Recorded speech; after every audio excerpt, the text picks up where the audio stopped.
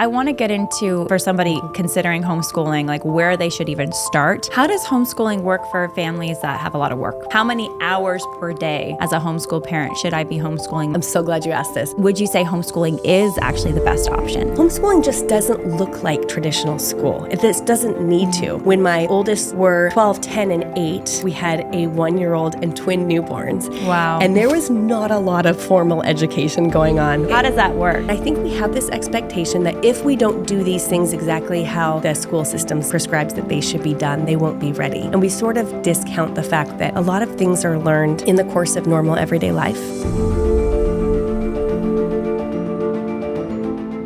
Welcome back to the Lila Rose podcast. Today we're going to be talking with Sarah Mackenzie about homeschooling. Consider this episode your primer on homeschooling. If you've considered doing it, maybe you have kids and you're thinking about pulling your kids out of school, you're going to be having kids and you're wondering how to educate them, or you don't even have kids, you're not even married yet, but you're interested in one day maybe exploring homeschooling. As you guys know, I was homeschooled. My husband was homeschooled for part of his education, and I had an amazing experience with it. Sarah is going to break down how to get started, how to discern if it's for you, how to overcome roadblocks, how to get on the same page with your spouse, and so much more. Homeschooling has been making a huge resurgence, especially post-pandemic and during the pandemic, and so many more people are considering it as a viable option for their family. Is it? We get into so much of the details of whether or not it will work for you and how you can make homeschooling work for you in this episode. There's tons of good stuff in this episode and tons of resources in this episode. So I actually recommend, yes, you can listen to it while you're driving, but write down some of the resources that she says while she's saying them, and then you'll be able to go back to those and use them in the future. I hope you enjoy this episode as much as I did. I'm so excited to share about our new sponsor, We Heart Nutrition. Now, before I have a sponsor join the show, I really take my time to vet the brand. There's a lot of sponsors that we haven't worked with at the podcast because I was like, this is not a product I would share with my audience. But I was very excited to learn about We Heart Nutrition because being pregnant and recently being postpartum, I take my prenatal and I want to take a postnatal vitamin. We Heart Nutrition is a pro-life company that shares your values, that has top of the line, top of the market vitamin products for you and your family. I love We Heart Nutrition because they design their vitamin packages specifically for where you are in your life as a woman. Whether you are premenopausal, postmenopausal, prenatal, postnatal, or just an everyday vitamin for you as a woman, they know what best serves you. I also love this product because they're tested. This is a best-in-class product for whatever you're dealing with in your life to help you be maximally healthy. We Heart Nutrition is unapologetically pro-life, and they give 10% of every sale back to pro-life pregnancy centers. So they support women and babies in need. So if you're going to buy vitamins, buy them from a company that is 100% in line with your values, will give 10% of every sale back to the pro-life movement to help babies, and has best-in-class, top-of-the-line products. Their vitamins are the highest quality, research-backed ingredients to ensure and maximize your health. They also offer a 60-day, no questions asked return policy, which is awesome. You can start using the product. If you don't like it, you don't see results, you can just return them. Check out weheartnutrition.com today. Order vitamins for yourself or a loved one, depending on where they are in their life and what they need. And what is so awesome, if you use the code Lila, you get a full 20% off your order. So go check out weheartnutrition.com today. Support the pro-life movement. Get best-in-class vitamins that are quality and tested, and use the code Lila at checkout for 20% off your order. That's weheartnutrition.com. Use the code Lila at checkout for 20% off your order. Sarah, thanks so much for joining the podcast. I am delighted to be here. Thanks for having me. I'm very excited to have you on because we have not deep dived homeschooling yet on the show. Awesome. And I didn't realize that you were homeschooled. Yes. Awesome. I was. Yes. And also my husband was homeschooled for part of his education. Okay. So we're very familiar with our experiences there. Yes, right. And the different networks. But you are the perfect person to talk about this. So give folks a little bit of your background and also tell us about your podcast, which I understand has over 14 million downloads and is all things homeschooling. Yes. So my husband and I have been married for 23 years, and we have 6 kids who've all been homeschooled all the way through. Our oldest 3 are all in college now, so they're 22, 20, and 18. And our youngest ones are 12, and then we have 10-year-old identical twin boys. And what brought me to homeschooling was actually... It's interesting. I feel like there is a resurgence, like you said, to homeschooling right now, maybe largely fed by what the alternatives offer, probably fed by that. For me, homeschooling, I was really drawn to it because I enjoyed my kids so much. I was really inspired by a picture of like spending time with my kids and getting to learn alongside them. And then as the years progressed, we just loved it so much. We loved the way our family had like its own culture. We had the ability to connect and have these great conversations, tons of time for reading. And so we just kept homeschooling all the way through. And my husband wasn't super excited about it at the beginning, mostly because neither he or I knew a lot of homeschooling families who in real life, there was like, my husband would say he knew one homeschooling family growing up and they were super weird. He was like, I don't want to do that. But I don't know. I think the resources and the communities that are available for homeschoolers now make it a really, not just something we can do because there are problems with alternatives with public education, and even in many cases, private education, but because there's so much joy to be had in homeschooling. So anyway, yes, Read-Aloud Revival is my podcast where we talk about, especially about how reading with our kids of all ages, even well past the time when they can read on their own, really can nurture relationships, help our kids encounter God, help them encounter big ideas, and grow closer together. So we talk about reading aloud in the context of homeschooling and just in the context of family life. All right, there's so much to get into, and I'm excited to deep dive it all. But first, what you just said makes me wonder, when you were starting your family with your husband, were there other schools locally that were like really solid and you considered when you were making the decision whether or not to homeschool? Or was part of the decision to homeschool the concern about the lack of quality schools close to you? Because I know that for a lot of people listening, it's a concern about the schools around them. That was primarily it. Okay. So where we lived, there was a lot of crime in the schools at the time. So, I mean, this was, again, 17 years ago when my oldest was 5. And there were issues with crime, I would say, was the biggest concern at the time. Now I would probably have other things that I would be concerned about. We actually, though, by the time my oldest was 8, we had moved into a really nice school district. And I remember we had moved across the state into Eastern Washington. And when we moved there, a lot of people around us were like, why would you homeschool when you have such great schools nearby? But at that point, we had gotten a taste of home education. And so, again, it was less about, well, I don't want my kids to go to this school, so I guess we'll homeschool. We don't have the resource. We didn't have the resources at the time to put them into a private school, so we'll just do it because we kind of have to. Then we discovered all of this joy and connection, and we just kept going. So even though at the time sounds like there were great schools, at least people said there were great schools, and you didn't have a concern once you moved about necessarily the quality of the school, you were just loving homeschooling so much and found it so rewarding. Yeah, and I think because I've realized that homeschooling gave us so much opportunity to help our kids navigate challenges, talk about tricky issues, but also there's just so much time. That's really the thing when I look back to on my oldest 3 who are now all at college. Well, one just graduated from college. She's heading off to grad school. But when I look back, I think the thing I'm the most grateful for is the time, which does feel, when you're in it with the little kids, feels like time is eternal. I will be here forever. This child will never learn to read. There's a lot of that feeling like it's going to go on forever. But in retrospect, at the risk of sounding like one of those moms who's like, enjoy it while you can, it really does. It is the time. I think the time that you get to spend with your kids when you're homeschooling, and you're not having to follow someone else's schedule or agenda for what they're wanting to teach, it just affords a lot of opportunity for connection and relationship building, which in hindsight, with my older kids, and something I'm really attentive to now with my younger ones, is that those relationships that we built are the foundation of our relationship with them as young adults. My husband and my relationship with our kids as young adults. That matters more than just about anything else. So I want to get into just like the primer for somebody considering homeschooling, like where they should even start. Yeah. Before that, I want to get into the mindset though, because I've found a lot of women that I've talked to, and dads, but usually it's the mom who's making these decisions and she's primarily doing the homeschooling. Dad's often assisting, but I found it's a mindset thing of like, I don't think I can do this. Yes.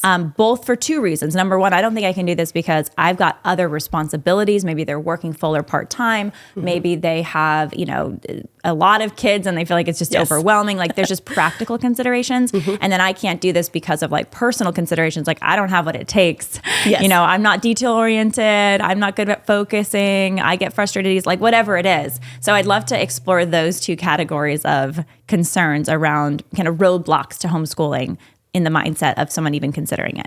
Yeah, if I can start with the second one first, because I feel like a lot of times what I would hear early on was I could never homeschool my kids because I'm not patient enough.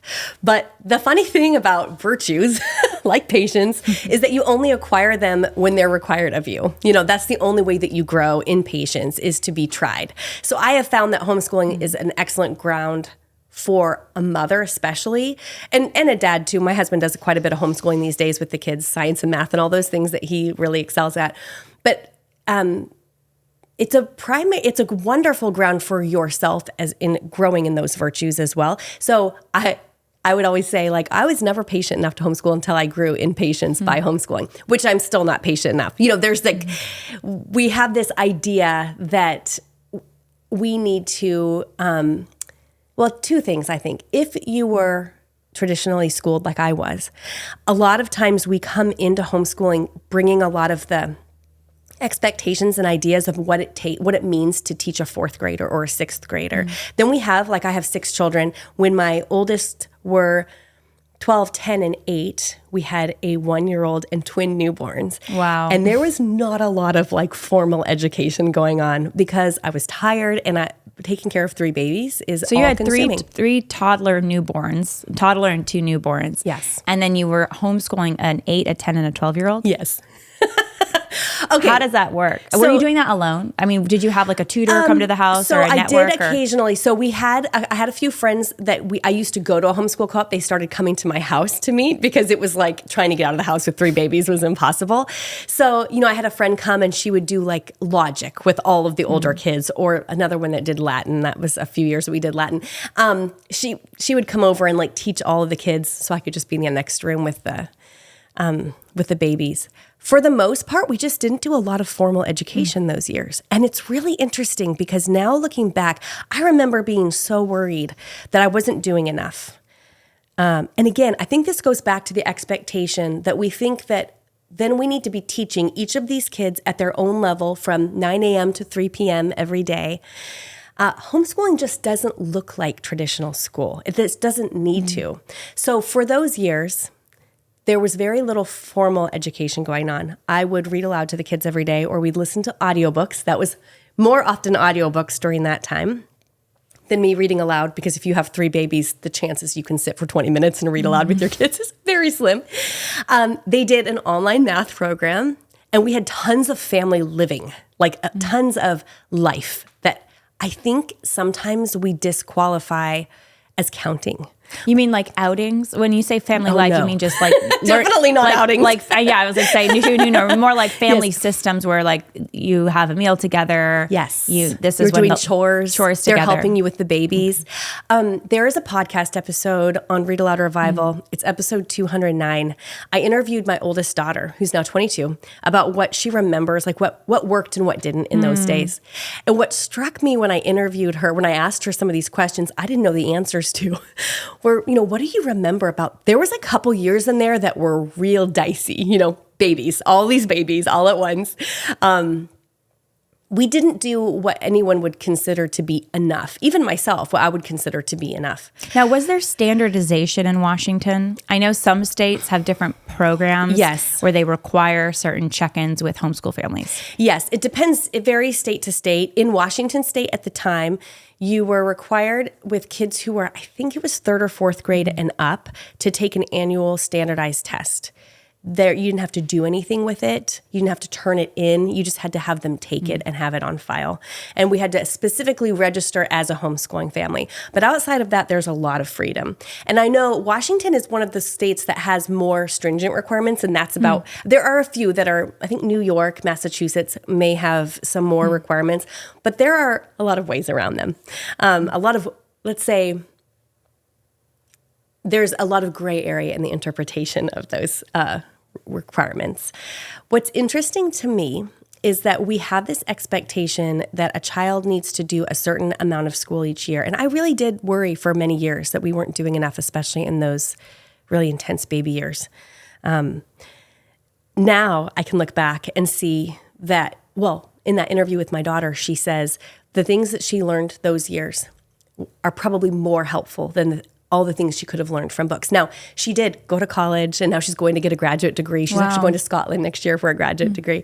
All the kids have done just fine in university, doing really well. And I think we have this expectation that if we don't do these things exactly how the culture prescribes or the school systems prescribes that they should be done, they won't be ready.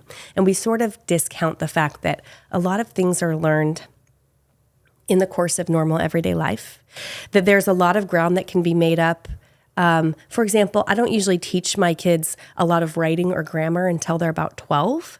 And then they learn it really, really quickly because if they've been read to for a while and you've got this warm relationship, then you can make up a lot of ground later on. So I think we put a lot of pressure on ourselves, especially if we have a lot of babies, which probably a lot of people listening to this have a lot of little ones. And we think, well, I can't do right by the older ones. There's just something there that's hard to quantify. It's hard to pin down. And it requires a lot of trust and a lot of faith that, I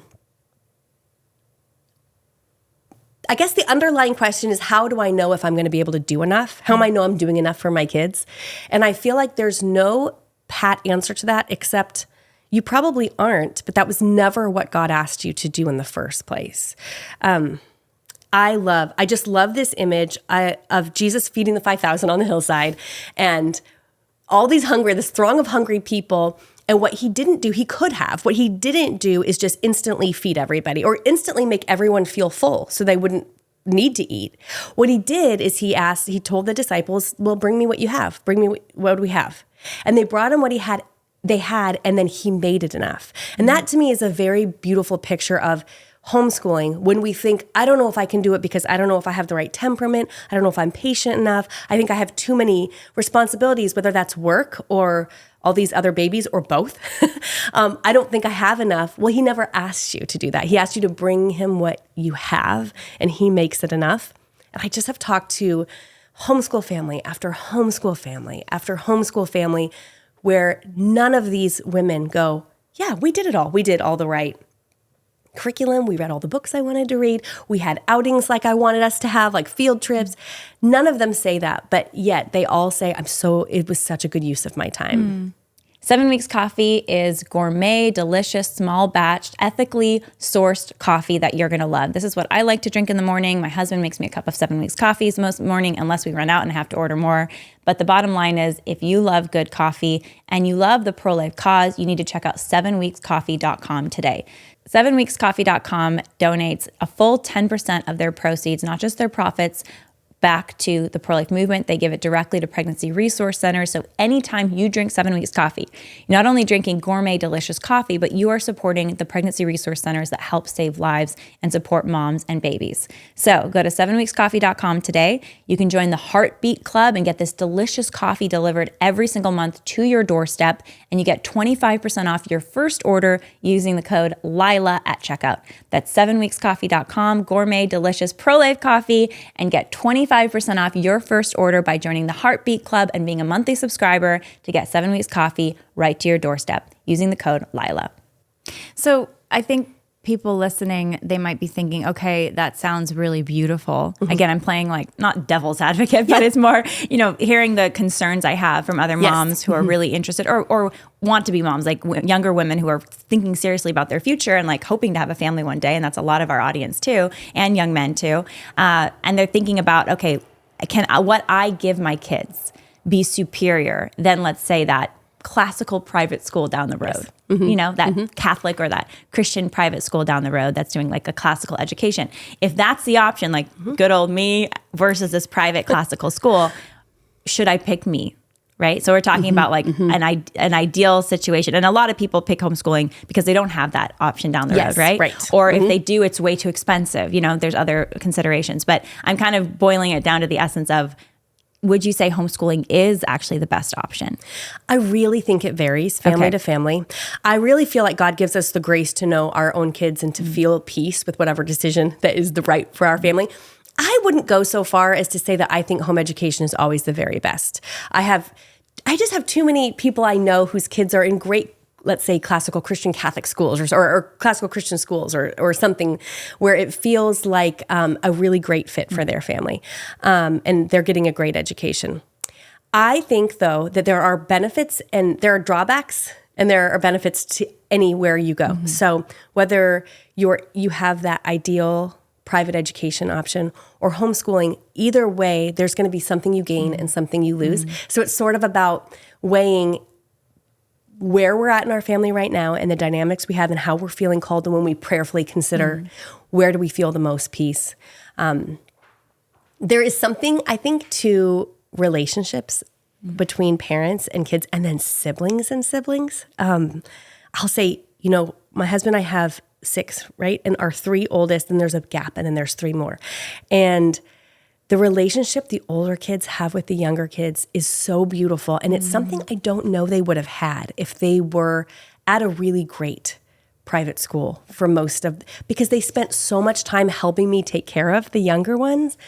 They've just got this bond. A little example of this is that a couple of months ago, one of my 10-year-olds finished reading The Wing Feather Saga by Andrew Peterson, fabulous fantasy novel series. And he brought it to me, the last book, and said, I'm a changed human. So, homeschool kids can be a little weird. That's true, but it's weird in the best way. So he says, I'm a changed human. And I said, oh, whose favorite this series was the favorite of is Allison. So I text Allison, one of our older kids, and said, Emerson just finished reading The Wing Feather Saga, and she is off at art school, other side of the country, 20 years old, probably has a million things she'd rather be thinking about. But instead, she says, tell him I'll call him at 10 a.m. on Saturday. Aww. We'll talk about it. They spent an hour on Saturday morning on a FaceTime video talking about this book. And I just think that those kind of connections are, I don't know, maybe they would still have them if they had gone to private school. But I have a hunch that it was the time that we spent together that fueled that. It's really hard to quantify, though. And when you're in the middle of it and you've got like crying baby and a toddler who's like having accidents all over the house or an ear infection, and then a kid that's like throwing, shooting Nerf darts at your head, another one who can't find her math book, it is 100% normal to go, am I doing this right? Maybe I'm not cut out for this. I think that's just all normal, though. I think that's like normal motherhood, normal parenting.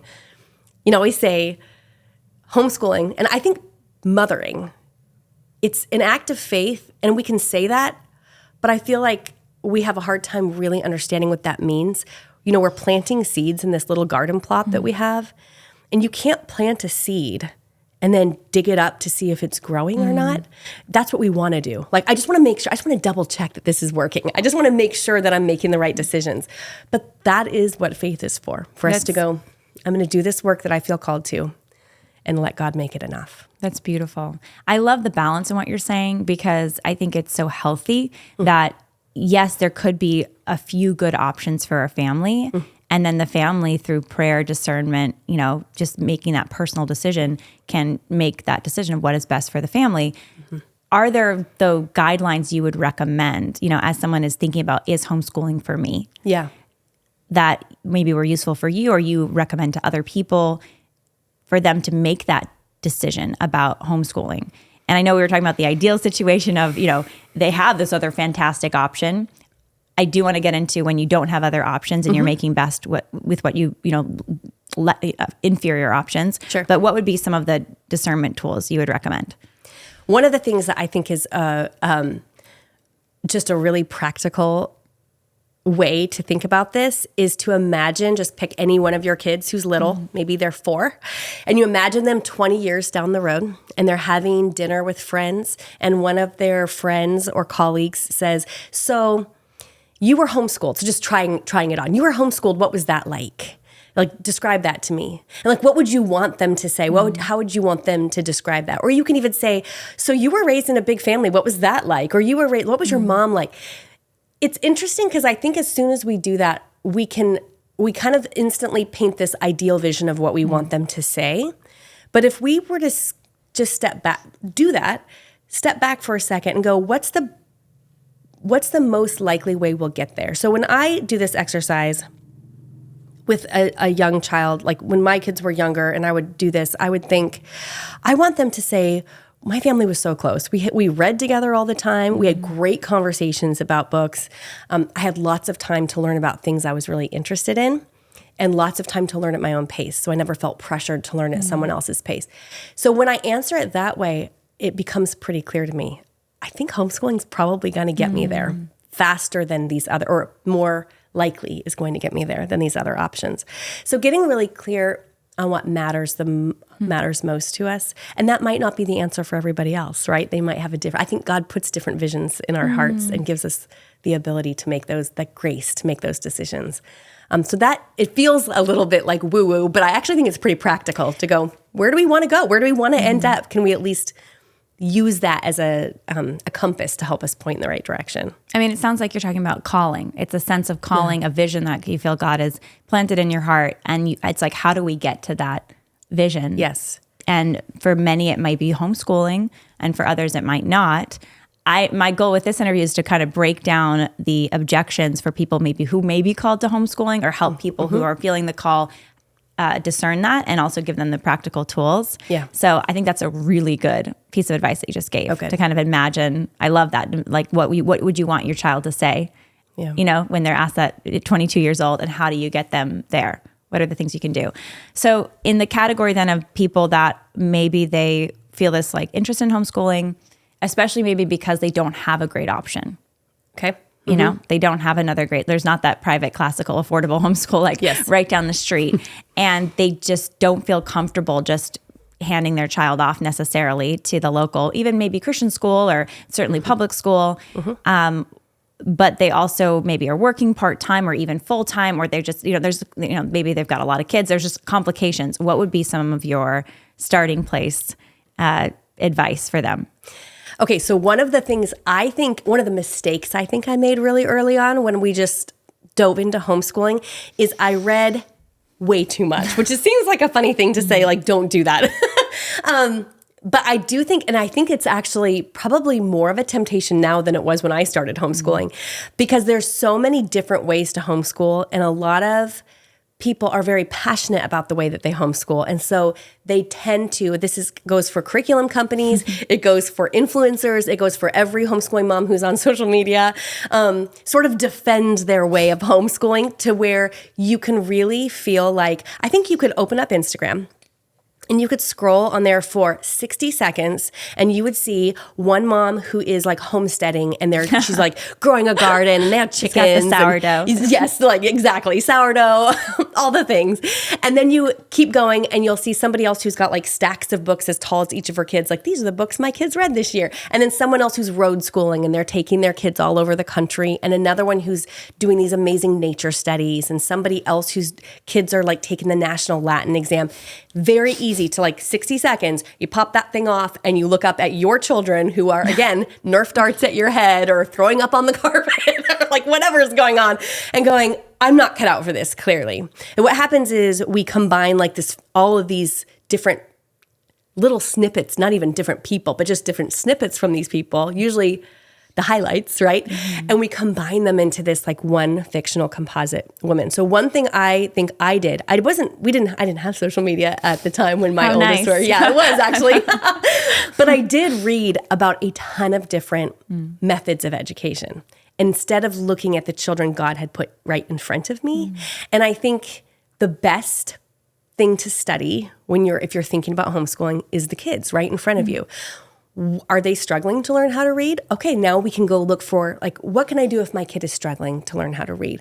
Or if my kid is not and they're reading really fast. I never had one of these, but they're reading really young. That's a whole nother set of challenges, because then they get into, how do I keep my kid in appropriate books that are good for them, So like there's always a challenge. But if you're looking at your child and then looking for seeking help to troubleshoot whatever is coming to mind, that's different than coming in and going, okay, I'm going to be a homeschool mom. I want to make sure I use the right curriculum. I want to make sure I use the right method. There isn't one. So that's just kind of a crazy making endeavor, I think. What would be like your top 3, would you say? I know you're saying there isn't one, but if some mom wants to try it out, her child's 4 or 5, she's not going to do preschool or kindergarten, maybe 6. She feels like I got to start teaching them to read then.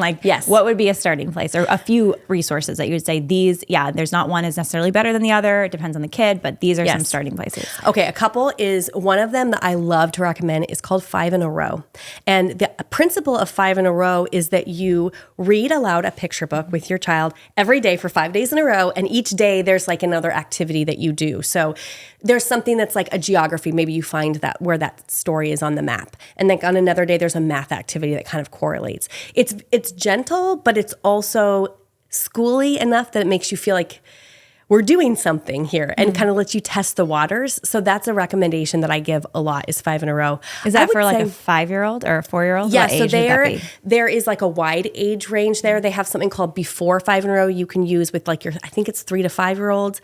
And then 5 in a Row, which if I'm remembering correctly is like 5 to 8-year-olds. So there's like several different volumes you could use with kids of all those, which is kind of brings us to an interesting thing you'll see immediately when you start looking at homeschool resources, which is there are very few resources that are like, this is 1st grade, this is 2nd grade. That's a very industrial government school way of thinking about education. It's actually not how we thought about education for almost always.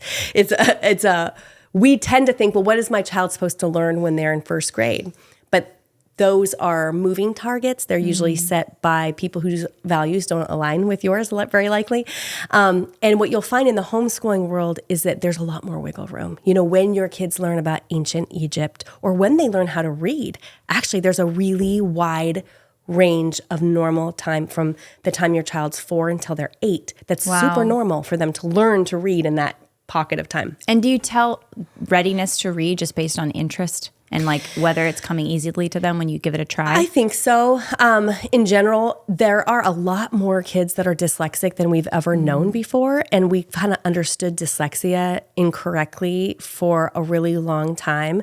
So if you are trying to teach a 6 or 7-year-old, let's say, how to read and they're really struggling, the likelihood that they have a dyslexic brain is really high. Wow. And I did an episode with Marianne Sunderland on Read-Aloud Revival about dyslexia, and she really describes how we understand dyslexia is so different than maybe what we've thought for all of this time. Basically, here's like a sort of short version, is that a dyslexic brain is not broken. There's no deficiency there. Really what it means to have a dyslexic brain is that you process language differently and you learn language differently. And most of the resources traditionally that we've used to teach kids how to read are geared toward non-dyslexic brains, which is why these dyslexic kids have a hard time learning how to read.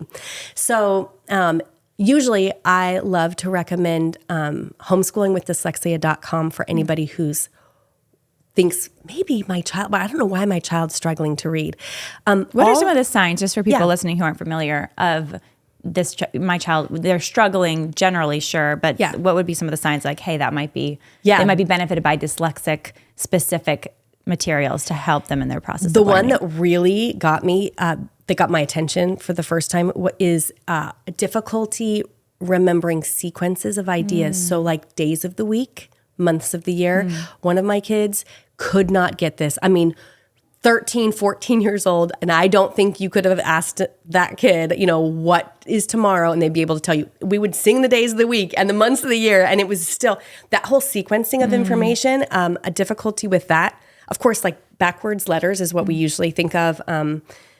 Past, I think it's about past age 8 that if they're still writing their letters backwards, that's kind of a clue. Difficulty learning how to read. What are some of the other ones? There's a whole list I know at homeschoolingwithdyslexia.com that would be helpful. They may surprise people like, I didn't actually, because some kids who are dyslexic actually learn how to read just fine, especially if they have a strong desire to please their teachers or parents. So if they've got that personality that's leaning toward wanting to please their parent or teacher, they may overcome some of their struggles in order to do that. So it's really helpful, though, to identify dyslexia because then you can help your child learn in the way that God made their brain instead of fighting against it. And dyslexia is not something we ever solve. If you have a dyslexic brain, you have it even when you're 50.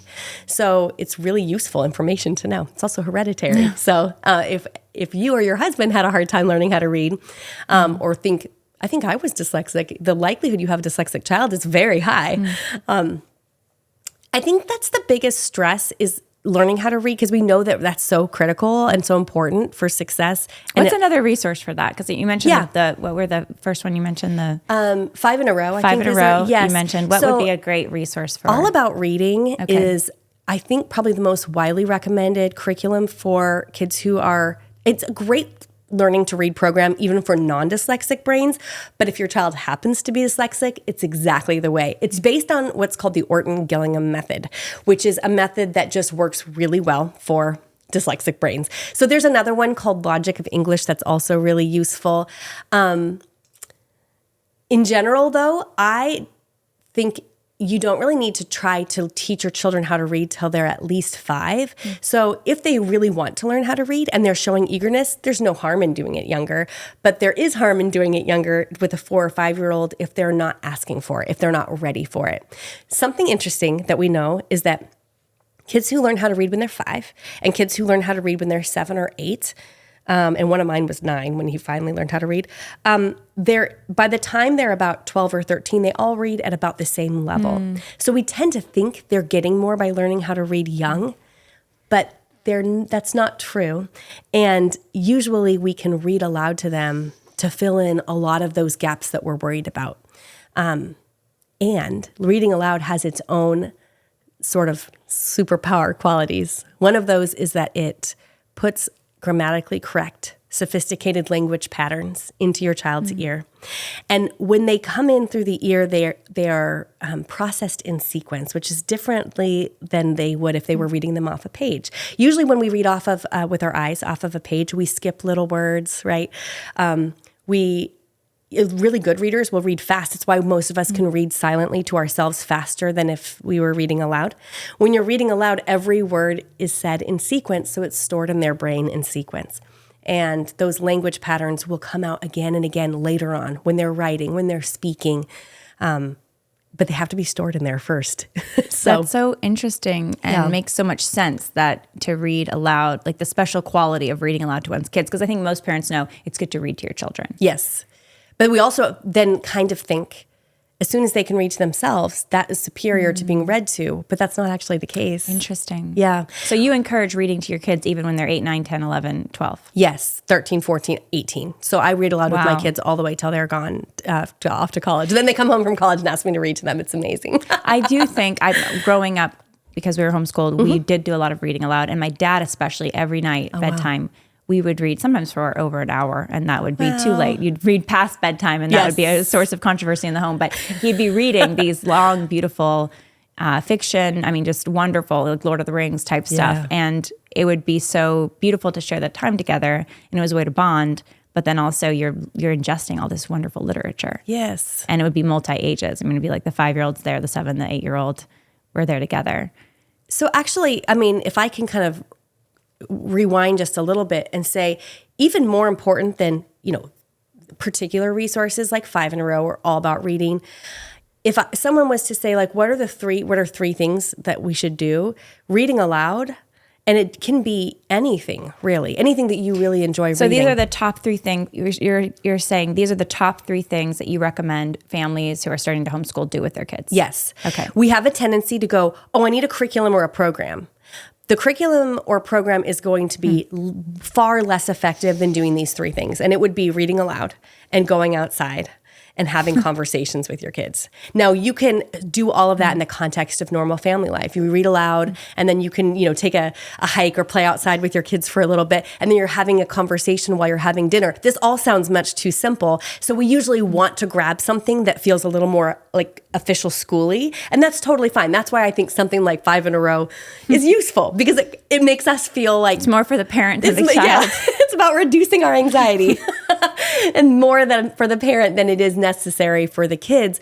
But all the good stuff happens in reading aloud and practicing your faith life together, where they're, going to church together, having conversations, praying before a meal together, making a meal, cleaning up the meal together. All of those things are so much more foundational. I should mention, I kind of forgot about this. I recently did a survey where I asked moms who've been homeschooling for at least 10 years what they wish they had done more of and less of, and what is their advice to younger homeschooling moms. I had 726 moms who've been homeschooling more than 10 years answer. I think it was about 20% of them have been homeschooling more than 20 years. Wow. Almost unanimously. It was astounding. They all said, I wish we had read aloud more and done less formal school. Wow. Even as homeschool families. Yes. Who are probably, these were people too who are on my Read-Aloud Revival email list. They're already reading aloud, right? They were already reading aloud. They still said, I wish we had read aloud more. And then the thing that they oftentimes said they wish they had done less is worry less or try to stick to a curriculum. Because it's a way for us to feel like this is a measure that says I'm doing enough. But again, it's all goes back to that whole faith and what would be some, for a parent or an aspiring parent, what would be some signs you should look for in your kids to give you confidence that I'm doing this right? Like they're thriving versus they're struggling? Oh, that's a really good question. I think as soon as we have kids who don't like to be read to or don't like to read on their own, like they think of reading as something that they do for school, that's a sign that we maybe want to rethink the way that we're interacting with books. Reading is that is how we encounter most of the best ideas from our culture's past and present, and it's also how we communicate into the future. So if our kids start having a relationship with reading that feels like it's utilitarian or being done for school, I think that's like a red flag. Ooh, maybe let's rethink this. How are we interacting with books? If your kids are having discussions with you and talking to you about things, doesn't have to be everything. They don't even have to all be deep conversations. They won't all be deep conversations. Sometimes they'll be Minecraft. But if your kids are still talking with you and having these conversations, that is a great indication that the relationships are warm and thriving. And a family life where you've got relationships that are warm and thriving are going to lend to more learning. It's going to set up the stage for really good learning to happen. And then I think also it's really easy for us to go, well, I want my 10-year-old to be able to achieve, be able to do these things, whether it's found in a curriculum or in what your second or third grader needs to know, fourth grader, whatever it is, needs to know. But if we were to measure backwards instead of to some fictional idea, I always think it's funny that we do tend to go, I want my child, let's say, to be able to read at this level, a fourth grade level, and they're in fourth grade. We're basically comparing our actual child that God made right in front of us to an imaginary child that does not exist. When in fact, if we were to measure are they reading better? Are they learning more? Do they know more? Are they more interested? Are they further along in their math than they were 2 months ago? Then we're measuring against where they've been. And it's just easier for us to celebrate what they know. If we feel good as parents about our relationship with them and the fact that they're making progress, I think, again, it sets this stage for us to keep learning, to keep making progress, to continue learning math and get further along than if we're ruled by this anxiety that my child's not at this particular level. And it's really interesting because those levels change. Again, if we go back to let's say the expectations for a kindergartner today are oftentimes that they know how to read by the time they're at the end of kindergarten. 20 years ago, that was not the case. 40 years ago was definitely not the case. And they were not even starting to teach children how to read. Why is kindergarten. That? Because I think there's a narrative that, the school system has watered down education and the standards are too low. But it sounds like you're saying actually the standard is way too high for a little. I think they've been flipped. So here's what I think. I don't know. We're just this is kind of off the cuff, but I really feel like we are expecting kids at 5 and 6 and 7 to be able to read fluently and write full paragraphs by the time they're in second grade, which is not at all what they were expecting. Kids weren't even going to school at 5, 6, and 7, 50 years ago. And when they were, almost all of their school was done orally. Think back to like Laura Ingalls Wilder. Her school was mostly recitation, was reciting things, was memorizing.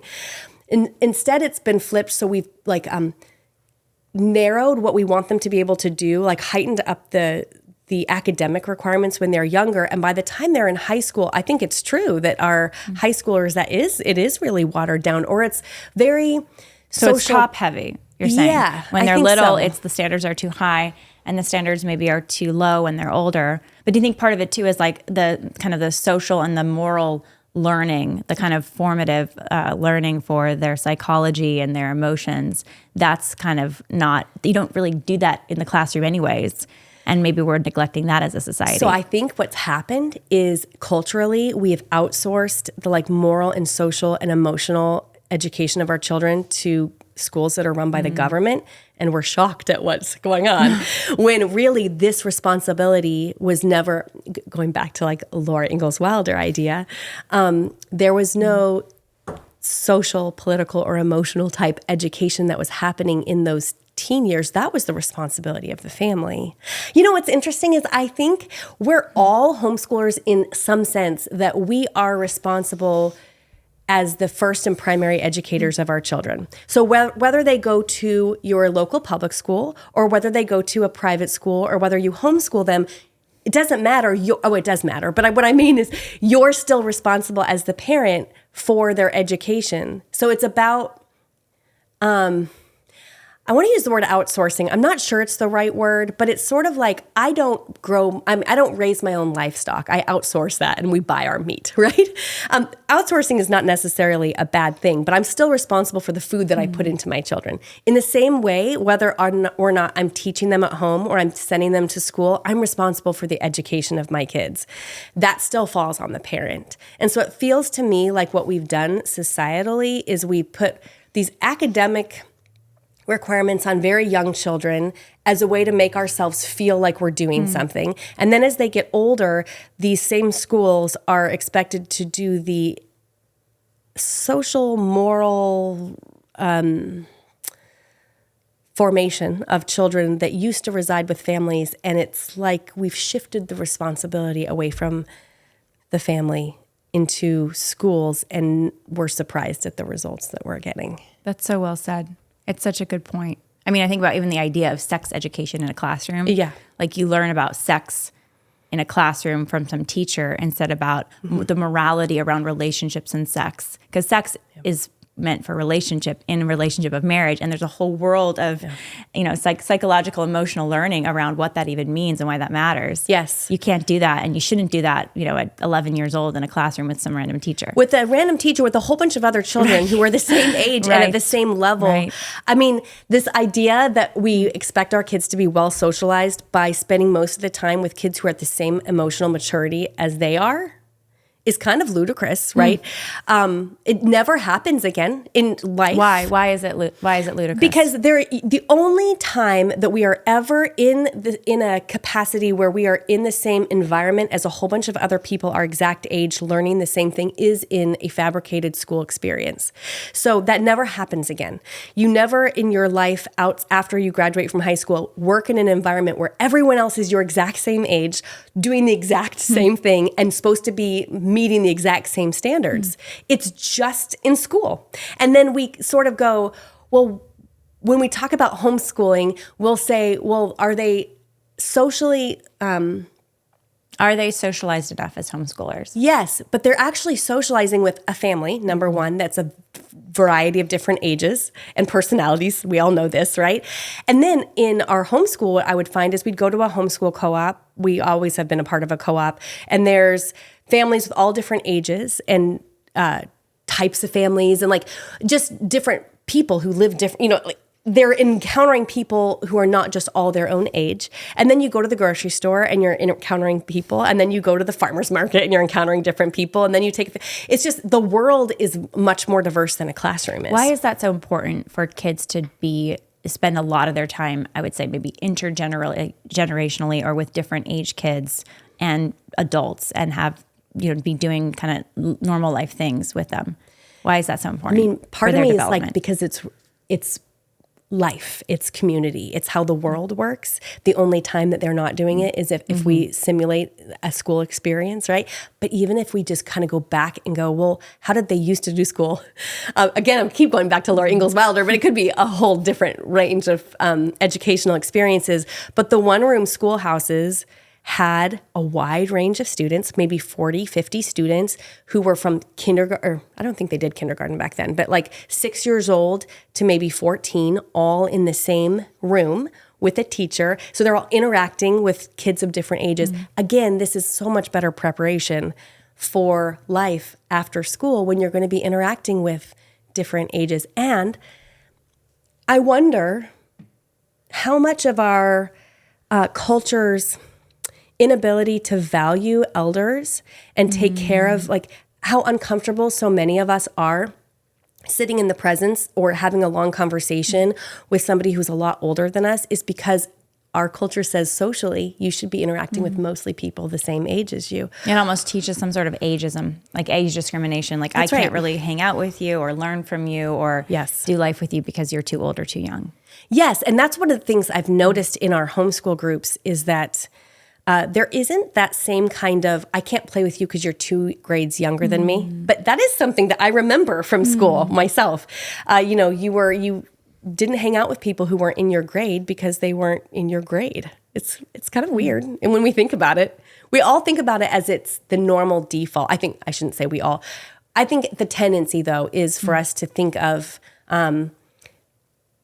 a traditional public school experience as the normal way of education. And anything we do differently than that is a deviation from normal. But I wonder why we do that. Because culturally, historically, people have lived in community intergenerationally. We still do as soon as we finish school. So maybe that should be the norm. And maybe it should be the deviation from the norm to say, I'm going to put my kid in a classroom where they're all the same age. And there's benefits to that too. I just think it's interesting that we kind of think of it as the default.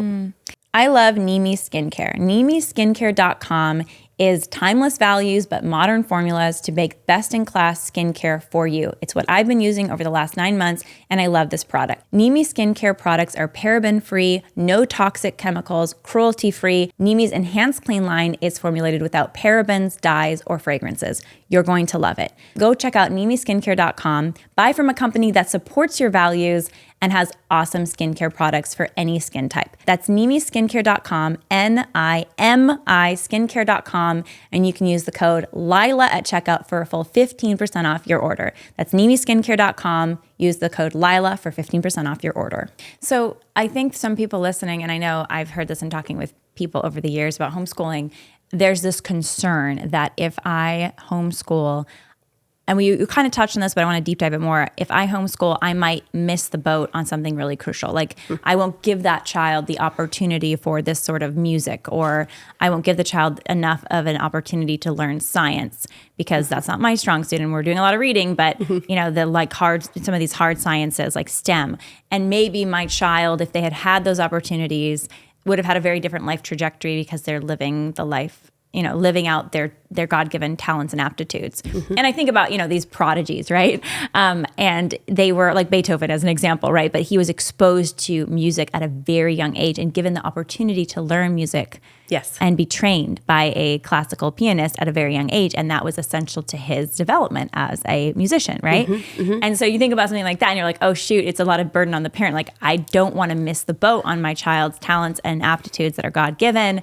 And my hope is that if they're in a really great school, then they'll have enough exposure to these different ways of learning, different expertises from different teachers, that there's the best option of them getting what they need. Yeah, I think that's a valid argument, but I also think it could be said exactly the opposite. That what might your child be missing by having that experience instead of this close family relationship that is available there?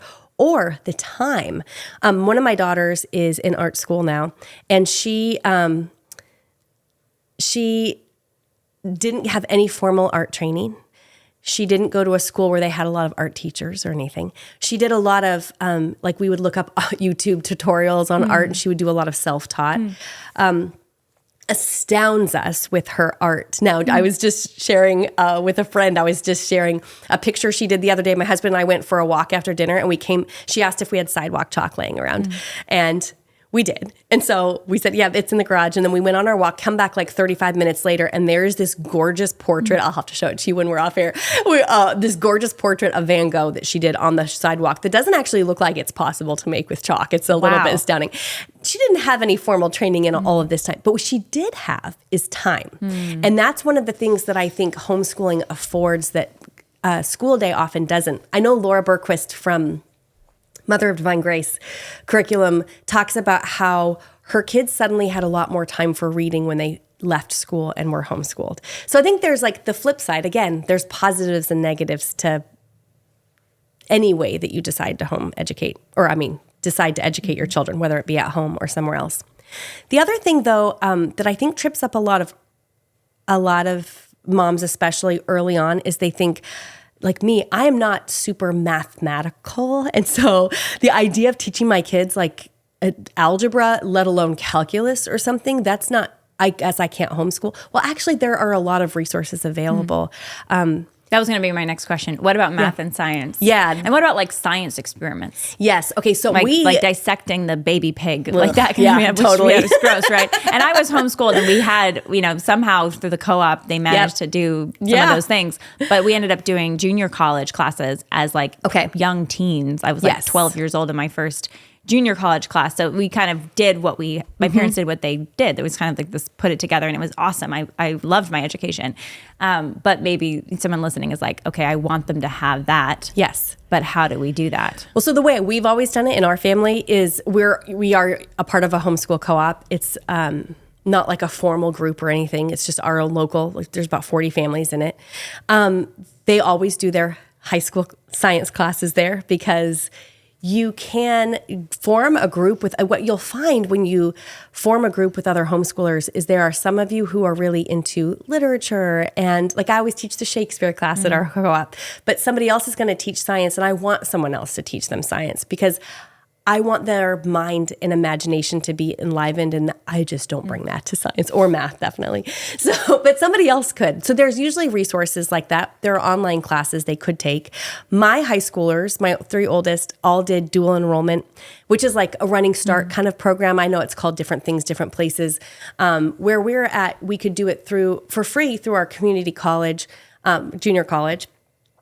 The program that we did was actually through a local Christian university, and credit tuition was a fraction, like a tenth of what it is for a regular undergrad student. And what that did in their junior and senior year is gave them a chance to try out college, see how it went. Every time I was like, I hope I prepared them well for this. Every time they did amazingly well. Even the kids who just weren't super academically inclined, and I wasn't sure how that would go, did great because in a homeschool environment, there is more, this kind of goes back to like feeling like you're not enough, is that what I realized, my 20-year-old told me she was surprised when she went to college how much better she is at managing her time and workload than most of her peers. And she's like, I just don't, I don't know why that is. And I thought, I know why it is, because I was so busy with babies. I didn't have time to do it for you. So you kind of learned a lot of those skills. One of the things that I would have said was a deficit is that I didn't really help you or wasn't as hands-on of a homeschooler as I would have liked in those early years because of the demands on my time and attention. And that ended up being something that helped her in the end. And those are the kinds of things we can't really see when we're in it. Where was I going with that? Dual enrollment, I think, is a really great option, or doing junior college classes, because it does give kids a chance to meet other professors or instructors, getting used to a different teaching style, get a feel for what it's like to take college classes before, they're still in your home, so they can still run things by you and ask you for help editing that paper or manage their workload. How does homeschooling work for families that have a lot of work? So maybe the dad's job is really demanding, the mom is working part-time or even full-time. Is it possible? What does it even look like? It's possible. I know families who do it. I think it takes a little bit of reimagining what school needs to look like. So for some of these families that I know, they'll do some of their school in the evenings instead of during the daytime if their parents are working day jobs. For some of them, they bring in... What do they do? They have their child with a nanny, or they're working from home and trading off? Yes. So like with a nanny or childcare during the day, and then in the evening, they'll do some schoolwork. That's one family I know. Another family that I know, she works remote from home, but has arranged with her employer to work off hours. So it's like they do a lot of toggling. In my home, I work... and my husband, so I work in the morning, I will do like language arts with our kids. So we're just homeschooling 3 left now, right? Two 10s and a 12. And we combine them for as many things as possible. So that's a really good tip if you have a bunch of kids too, is to combine whenever you can, which is usually for everything except for like reading and math. Science and history, those are things that are really easy to combine them for. So I'll do language arts with all 3 of them for the first hour and a half of the day. And then I pass them over to my husband, and he does like math and science, helps them with their co-op homework, and I go to work. And then in the evenings, we kind of come back and we do another read aloud. And it just doesn't fit into like a little tidy school day. I think if you're juggling, especially if mom is working, I think it won't look like a 9 to 3 school day. It won't maybe look traditional. Does it need to be 6 hours of school? I think that's another question a lot of people have. Like, yes. How many hours per day as a homeschool parent should I be homeschooling my 6-year-old, my 7-year-old, my 8-year-old? I'm so glad you asked this. This is one of the questions I get most often when I speak at homeschool conferences. And I always like to say, if you have an 8 or under, you can do all of your school in about an hour to an hour and a half a day. Now, can you do it all at once? Probably not if you have toddlers and babies, because they'll interrupt 40 times. But when it comes to like, you could do 20 minutes of reading aloud, 20 minutes of reading instruction, 20 minutes of math. Space those out however you need to based on your own life circumstances and the baby's nap and your work schedule and all the different things. But for the most part, going back to that survey where I'd asked experienced homeschooling moms what they wish they had done more of and less of, so often what I heard is, I wish I just focused more on this basic skills of like reading, writing, math, like just those 3R kind of like, and then lots of time to enjoy each other and just live life, and less time trying to do all this other formal stuff. So if you think about that, when I homeschool my kids, in general, up till the time they're 8 or so, we're doing homeschool for about an hour and a half a day. At this point, with my 10s and 12-year-old, I would say we do school for 2 to 3 hours a day. Wow. Formal school. Like if you're like sitting at a That's doing crazy, a math because worksheet. in the school system, that's like 6, 7, 8 hours, right? So much of that time is wasted. Yeah. So much of that time is standing in lines, making this group go to that group, classroom expectations, discipline, or your child's sitting there learning something that they already know because they're trying, teachers have, 20, 30 students that they're trying to teach, and all of these kids are at different levels. So one thing to keep in mind is that if you're teaching your child one-on-one, you just teach them exactly what they need to know. They don't have to sit through anything they either don't know or things that they're not ready for yet, that they're completely lost and bored during, because a lot of times in classrooms, that's where behavior issues come up, right? Is when kids are bored because either they already know it or they're lost because they didn't learn the 4 things before that, and the teacher had to keep moving on. So if you're just teaching your child one-on-one, it just doesn't need to take so long. EveryLife.com is America's fastest growing diaper company and America's only 100% pro-life diaper company. EveryLife.com donates back to the pro-life movement, including your own liveaction.org. I love EveryLife Diaper because this is a team that worked really hard to create a diaper that is leak-proof, that is high quality, that is sourced ethically. The product is great, and you can order EveryLife diapers right to your doorstep and become a subscriber to get an additional discount on the product. Go to EveryLife.com today, use the code Lila at checkout for 10% off your order. This is America's pro-life diaper company. It's EveryLife.com. Use the code Lila at checkout for 10% off your order. So what you mentioned, reading, writing, and math, and you said maybe when they're 5, 6, 7, 8, you can do an hour to an hour and a half, depending on how they're interested and what their aptitude is. I think I've got good tips so far on the reading. Okay, yes. What about writing, resources for writing? And then what about resources for math? Like you, I'm not like a math person. I mean, I can do it. I actually enjoyed it at certain points in high school, but it's not something I would choose to do any given day, right? Yes. So what would be a good resource for people listening who want to explore resources or need them now for specifically writing and for math? Okay, let's start with math. That one is, there are lots of great homeschool math programs. What I always say is, what I wish I had done, and what I hear from a lot of other experienced homeschool moms, is just to pick one and just stick with it. Go at the pace that your child's ready for. So don't feel like you have to get through a math book a year. But if you jump from one curriculum to the other, that's where we get into weird gaps and like, oh, we missed this entirely, or there can be a little bit of that. If your child's crying over their math every day, maybe find a different program. It doesn't need to be like that. A lot of the time, though, it's not actually the program, it's the pace. It's that we want them to go at a certain pace, and learning doesn't ever happen in a straight line. It's like it's just wiggly, 2 steps forward, 1 step back, 2 steps forward, a half step back. And then we all know this is how humans have always learned. It's never like, I know 10% more today than yesterday, and that keeps going at an equal pace. So I think watching your child, I usually like to do time rather than an amount of content. So we'll spend 20 minutes on math and we'll get as far as we can. And then I'll put a Post-it in there. We stop, we're done for the day. And what you'll find is some days you can cover a lot of material in those 20 minutes, or they just get it. They're having a better day. And then other days, it's like they knew this yesterday, and that's all just completely normal. It's how we all learn, right? So I think scheduling an amount of time is helpful. A lot of homeschoolers use Saxon. That's what my kids use. There is a great resource called, I think it's Nicole the Math Lady, I think she will do video lessons using the Saxon books, which are sort of the old classic standby for a lot of homeschool families doing math. There's also a resource called Mr. D Math, and he has online classes, and my oldest daughter did one through him and just loved it. His teachers are very dynamic. Explains things in several different ways if they get stuck, especially for older kids like middle school and high school. That's a great resource. And then another one, I'll name one other one that a lot of homeschool families really like, is called Matthew C. Matthew, like the letter U, and then C. And again, if you were to swap between like Saxon and Matthew C, you're going to lose stuff because they approach math each of them approach it very differently. One is a spiral approach. The other one's a mastery approach. It's just a little bit, they just do it differently. But I think any of them that you choose, if you were just to stick with the same math program and do it at a reasonable pace for your child, you're going to be in good shape. For writing, I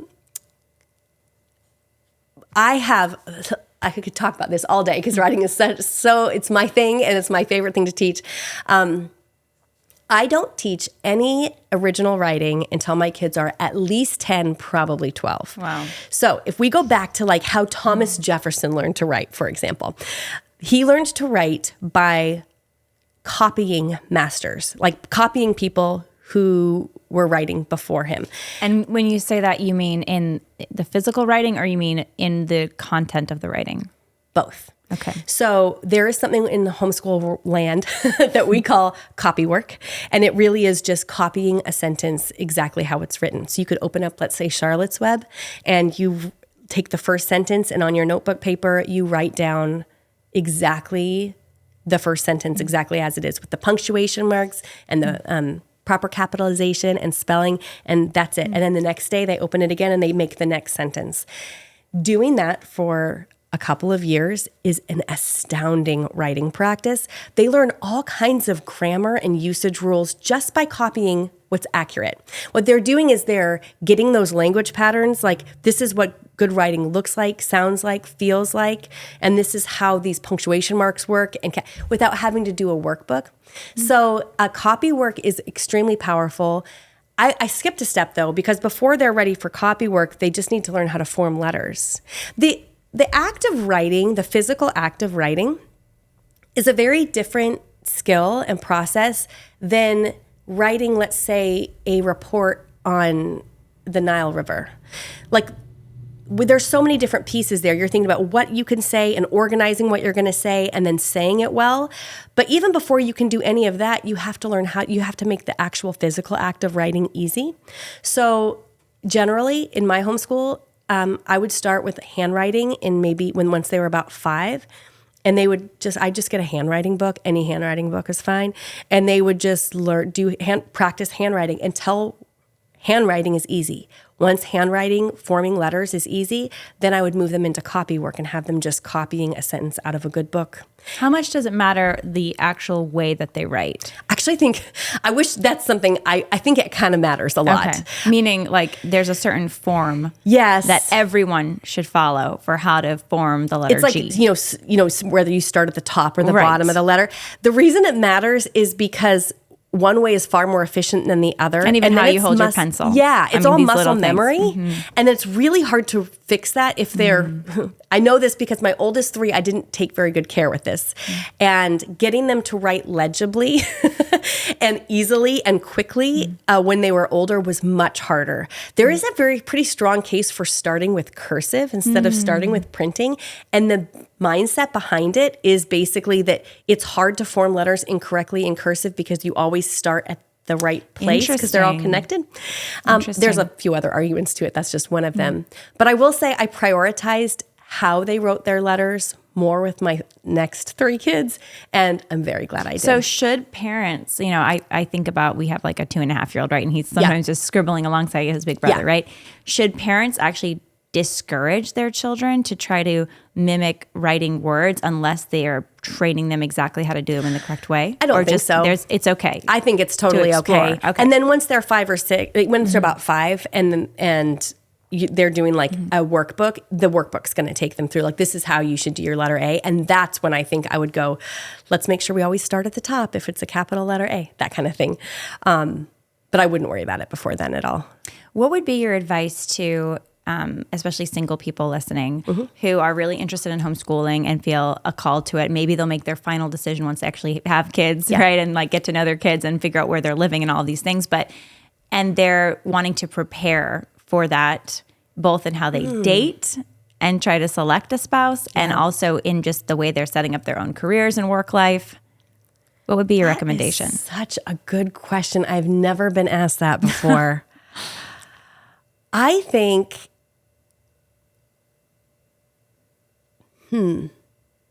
my first thought, then I'm like, that's not true. That wouldn't have been true for my husband. So I'm like trying to think because, my first thought was like, when you're dating, when you're having those conversations, marry somebody who's ignited by like ideas and thoughts and reading. But I don't know. My husband and my dating relationship wasn't formed by that kind of intellectual, like that kind of intellectual. That kind of came later. So, what is it? I don't know. I guess part of what I think, I really feel so strongly that the key to a successful homeschool is peaceful, content homeschooling mother. If the mother's doing most of the homeschooling, I should say, then I think her just being relaxed and enjoyable and being excited about things like, ooh, let's learn about this, that goes so much further than any particular curriculum or any particular skill set.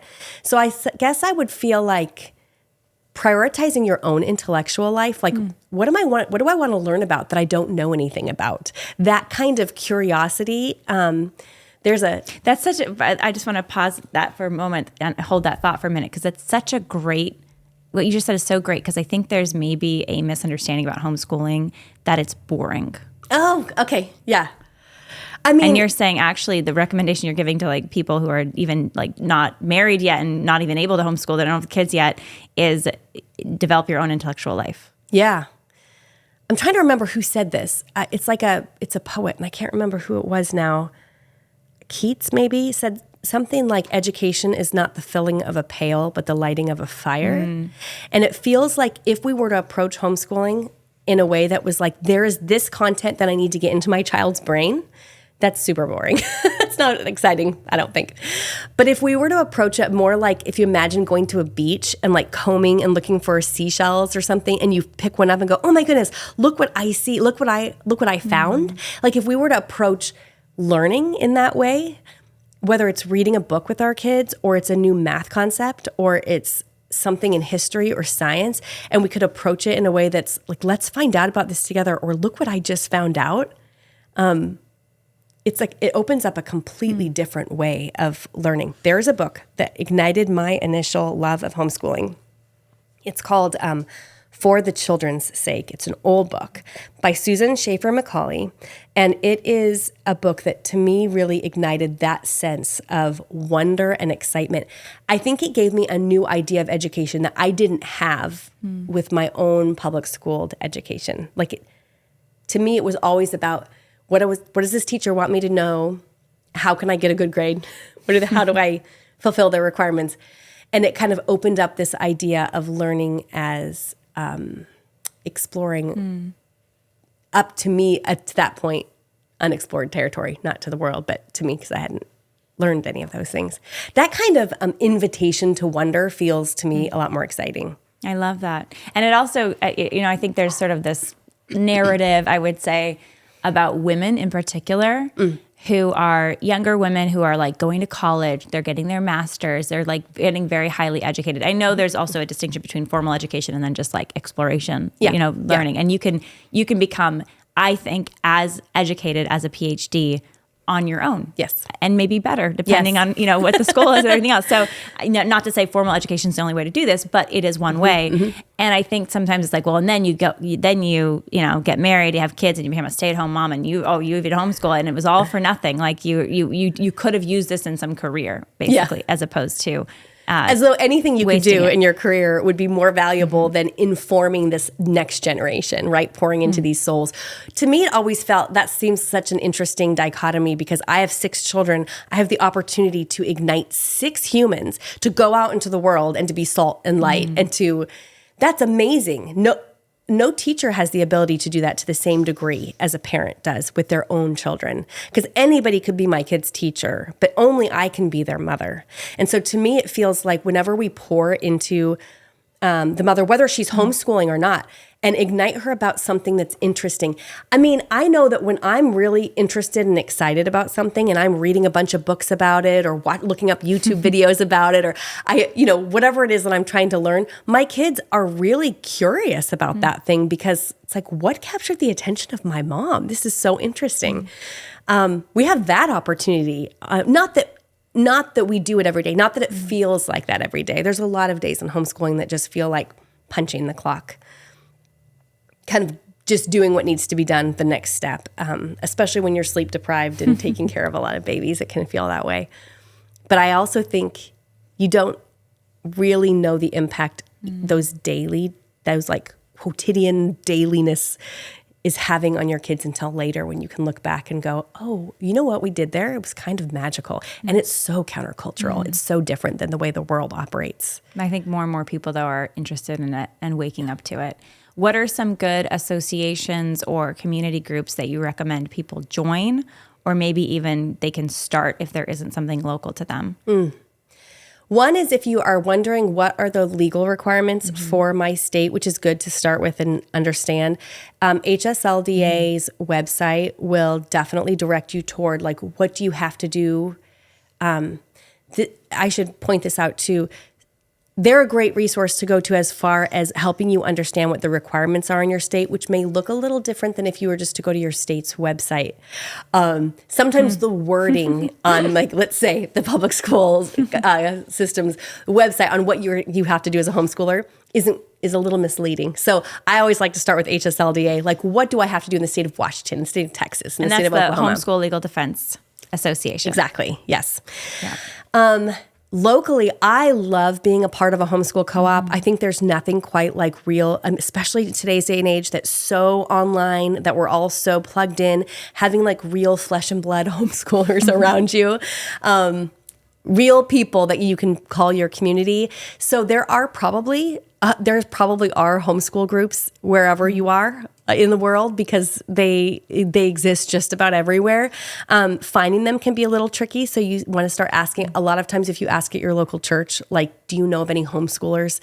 That will start sort of the domino effect of being able to find somebody. And if there isn't one, or if there isn't one that feels like a good fit for you, I have noticed, I've never been one that has started a lot of groups. I've usually joined one that's already going. But I have several friends who will just start locally with like one other family that's not going to put their kids in kindergarten. Let's just get together once a week and do something together. Doesn't have to be super formal. Doesn't have to be an official co-op, but something where you're just connected. It was really important to my kids, still is, for them to have friends who are also homeschooling. I remember we switched co-ops when my oldest went into high school years, because at our first co-op, most of those kids were going into public school for high school. Totally fine.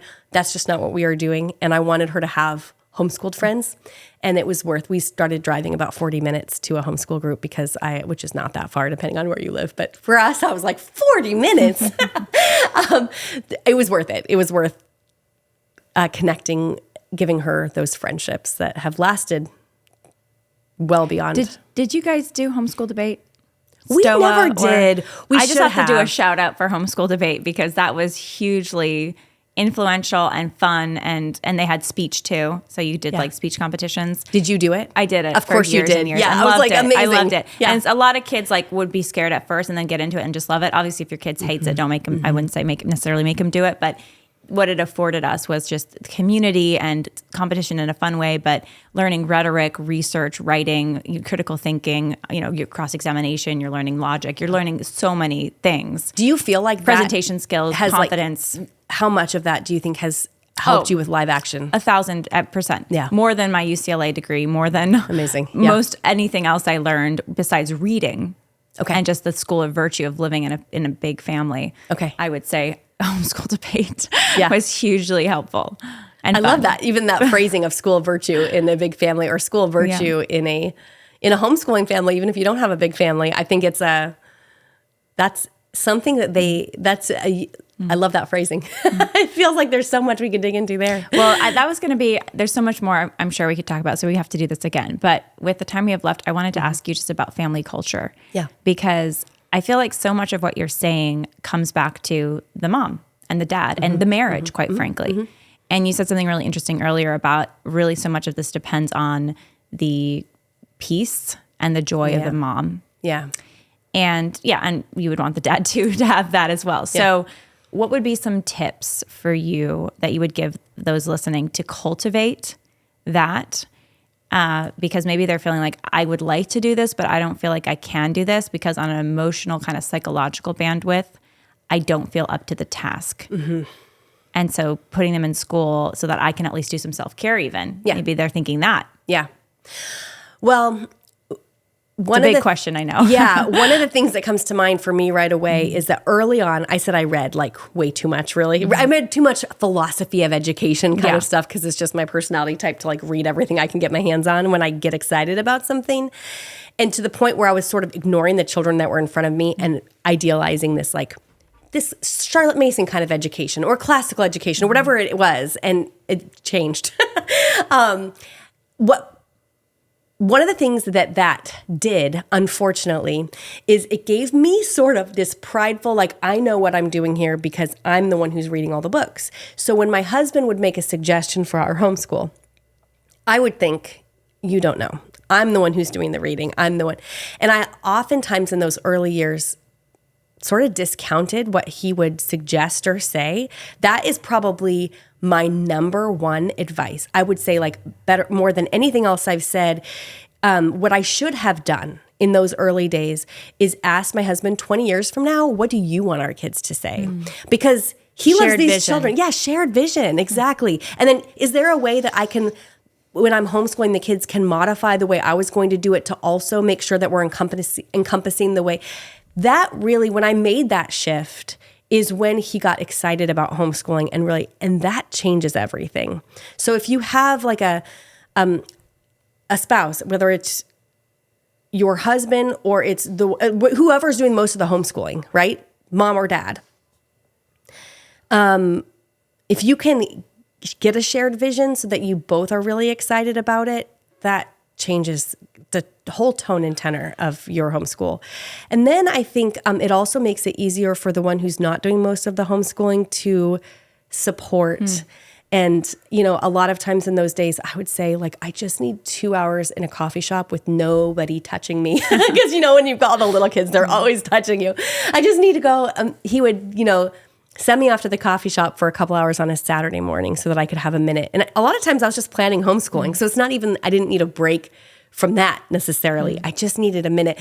And I think it's easier to get that kind of support and shared vision if you can get on the same, if he feels like you are honoring his own vision for your family life too. Okay, but I don't feel like that was really answering your question. I think that is a big, good answer, because I mean, the unity thing about between spouses, because at the end of the day, your family project is your family project and has to be in union with your spouse. Yeah, if it's creating division in your marriage, is it really going to help the kids?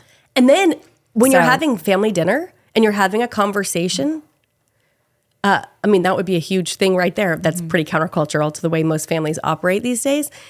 Those conversations are part of this education. So if you can scale it out in your mind from feeling like whatever we do from 9 to 3 or whatever it is, that's school and everything else is just normal family life. But all of this counts. All of this forms kids. So sometimes I will say, can you guys tell Dad one thing that you learned today? That feels sometimes a little contrived. So I might go, okay, today in our read aloud about ancient Egypt, we read this super disgusting thing about mummies. Have you ever heard this? And I would say that at dinner and would just get the conversation going. That is like more education. That's this discussion that we were talking about earlier, reading aloud and discussion being two primary super tools in your homeschooling toolbox or your parenting toolbox. And I feel like that should count just as much as your math worksheet you were doing earlier in the day. So bringing Dad in through read-alouds, either evening read-alouds or conversations about stories, even if he wasn't there for the read-aloud, can be really useful. Sharing a vision is really, really useful. But it feels to me like even if you don't have exactly the same idea of what education looks like or should look like, even if you don't have this, and my husband and my personalities are so different from each other. So whether or not you're aligned in exactly your vision of what a good homeschool education or what a good education looks like, I think even just me, for example, saying to my husband, what's most important to you at the end of the day for the kids to have done? When I would ask that, he would always come back with less than I feared he would, right? I was always afraid he would come back with some impossible I don't know, list of requirements. I will say, he used to tell me, Sarah, I would say, oh my goodness, we had the worst day. We didn't get anything done, especially when I had all these babies, right? And he would say, the worst day in homeschool with you is better than the best day they would have in school. Wow. What a supportive husband. That's I mean, awesome. I really thought he does not know how badly things are going. But yeah, I mean, really, I think what he was saying was you're able to give these kids more than anybody else can because you love them so much. And I think that's, to any dads who are listening to this, that's all she needs. She just needs your vote of confidence. Like, you know what, because she's already doubting whether she can do it or not. My husband, like I said, does a fair amount of homeschooling now, and I see it. I see that the tables turn in, when I can say to him, you're giving them such a good education. That's all they need. That's all, because we doubt ourselves so much. The culture feeds that doubt. And then, but a mom or dad who loves their kids so much, who feel like their spouse believes in them and is their primary support, I feel like we could change the world that way. Oh yeah, 100%. And that family that is learning together, loving together, praying together, stays together, Yes. More than just prays together. They do those other things. It is world changing. Yeah. Thank you for your ministry, Sarah. It's so beautiful. And I know lots of people listening are going to check out your stuff. So where can people find your stuff? Read-Aloud Revival is my podcast. That's probably the best place to start. We just celebrated 10 years of podcasting, which amazing. Is wild. Yeah. So I just did a top 10 in the first 10 years. That feels like 14 million downloads. I have to brag on you. That's awesome. It's been really amazing. Fun. Do you know, I think why the podcast has taken off the way it has is because we all really want to connect with our kids. We all feel very overwhelmed by so much to do, pulled in so many directions, right? And when parents get a taste of what reading aloud can do in their families for their kids' development of virtue, for their academic growth, for their connections, for their emotional growth. We know kids who are read to a lot grow up and have more empathy and compassion. That we know that they've borne witness again and again to characters overcoming odds, so they're witnessing fortitude again and again and again. So when we do this, we sit down for 10 or 15 minutes, we read aloud, it doesn't feel like anything changed. Doesn't feel like anything shifted. The kids are still fighting. The laundry's still piled up. We still have to make dinner, and nobody seems like suddenly more virtuous.